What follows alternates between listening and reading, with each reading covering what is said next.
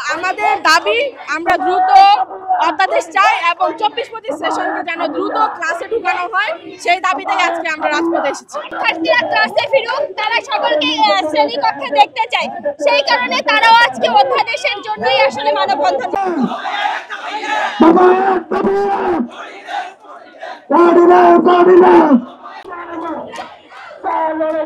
Dhaka central ইউনিভার্সিটির অধ্যাদেশ জারির দাবিতে এই মুহূর্তে আন্দোলন করছেন 7 কলেজের শিক্ষার্থীরা।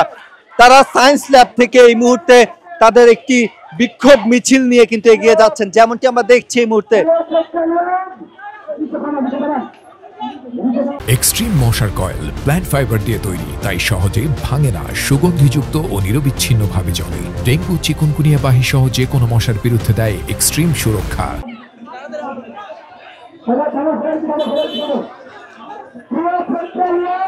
ঢাকা বিশ্ববিদ্যালয় থেকে 7 কলেজের অধিভুক্তি বাতিল করে এরপরে কিন্তু তারা সেন্ট্রাল ইউনিভার্সিটির যে দাবি তুলেছিলেন, পরবর্তীতে কিন্তু প্রস্তাবিত যে সেন্ট্রাল ইউনিভার্সিটি সেখানে যারা 24-25 সেশনে ভর্তি হয়েছেন তারা বলছেন যে তাদের যেই অধ্যাদেশ সেটি এখনো জারি হয়নি এবং তাদের ক্লাস শুরু না হওয়ায় তারা কিন্তু 1 বছর সেশন জটে পড়বেন এবং তারা বলছেন যে অতি দ্রুত অধ্যাদেশ জারি করে ক্লাস শুরু তারা দাবি জানাচ্ছেন। এবং এই মুহূর্তে দেখছি যে শিক্ষার্থীরা কিন্তু তাদের একটি বিশাল বিক্ষোভ মিছিল নিয়ে তারা কিন্তু যে নীলক্ষেত মোড় অভিমুখে কিন্তু যাচ্ছেন।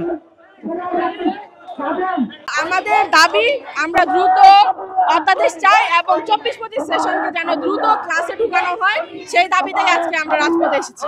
আমাদের দাবি মানা হচ্ছে না, বিষয়টা এরকম না। সরকারি অনেক প্রসেস থাকে সব কাজকর্মে, হয়তো আমাদের অর্ডিন্যান্সটা দেওয়ার জন্য তারা চেষ্টা করছে, বিভিন্ন মহলের বাধা বা ষড়যন্ত্রকারীদের জন্য পারতেছে না। তো সেই উদ্দেশ্যে আমি বলতে চাই যে সরকার যেন এই ষড়যন্ত্র আর না দেখে আমাদের জন্য দ্রুত অধ্যাদেশ জারি করে। তারা ঢাকা সেন্ট্রাল ইউনিভার্সিটি চায় না এটা আমরা জানি না, আমরা জানি তারাও ঢাকা সেন্ট্রাল ইউনিভার্সিটি চায়, আর সেই জন্য আজকে তারা আমাদের সাথে একতা পোষণ করেছে এবং রাজপথে এসেছে। শিক্ষার্থীরা ক্লাসে ফিরুক, তারা সকলকে শ্রেণীকক্ষে দেখতে চায়, সেই কারণে তারাও আজকে অধ্যাদেশের জন্যই আসলে মানববন্ধন। আসলে দেখেন, একটা প্রসেস যখন চলে, একটা নতুন অগ্রযাত্রা শুরু হয়, তখন একটু সময় সাপেক্ষ থাকেই, সেই জায়গা থেকে একটু সেশন জট পড়বে, এটা স্বাভাবিক।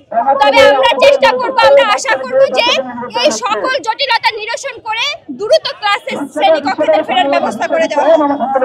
আমরা দীর্ঘদিন ধরে সেন্ট্রাল ইউনিভার্সিটির জন্য আন্দোলন করে যাচ্ছি এবং সেই আন্দোলনের শেষ ধাপ হচ্ছে অধ্যাদেশ। আমরা আজকে অধ্যাদেশের জন্য বিক্ষোভ মিছিল করছি এবং আমরা সামনে অধ্যাদেশের জন্য 1 দফা ঘোষণা করতে যাব ইনশাআল্লাহ।